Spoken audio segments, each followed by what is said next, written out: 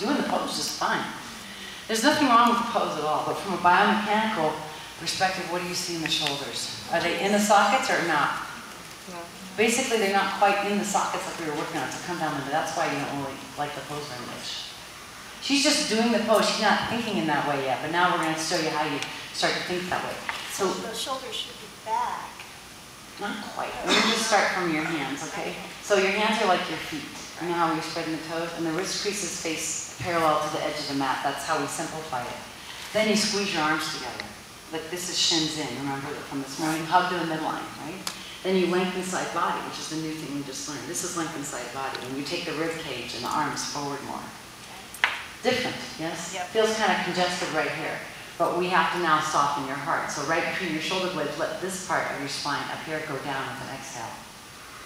Exhale, drop it, yeah. But you've also pulled your shoulders back down away from side body long.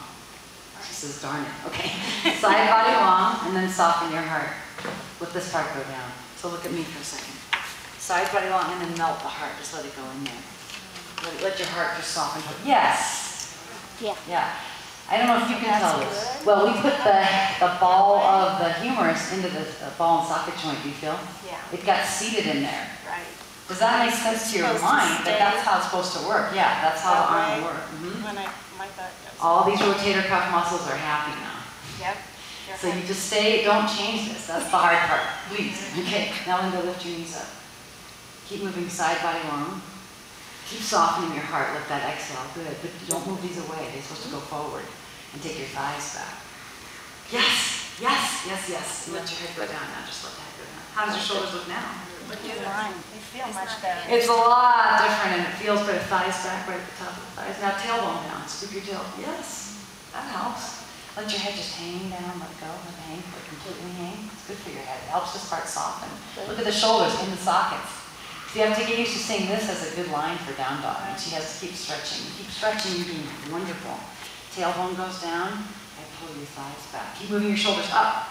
Yes. And soften your heart. But soften your heart with the shoulders up means go down right here. Yes. Just the spine. Yeah. I'm doing the inner deltoid lift for her. Now soften your heart. Soften your heart. Let it go. Exhale. Soften right there. Yeah, and then stretch. Ooh, and then come down. It's different. Yeah, it's real. This is a lot of work, pushing your hands down and lengthening the side body. The other one where she was doing was a collapse version, but you just didn't realize that you had to connect. It did feel better in your neck and shoulders? Yeah. All right, now I'm going to teach us how to get into Yeah, I'm going to let you watch me, so you come here. Like you'll see me do exactly what I told you. And now I'm going to tell you to touch when I say soften heart, I'm going to tell you to touch right here, okay? So, wrist creases, face the front of the mat.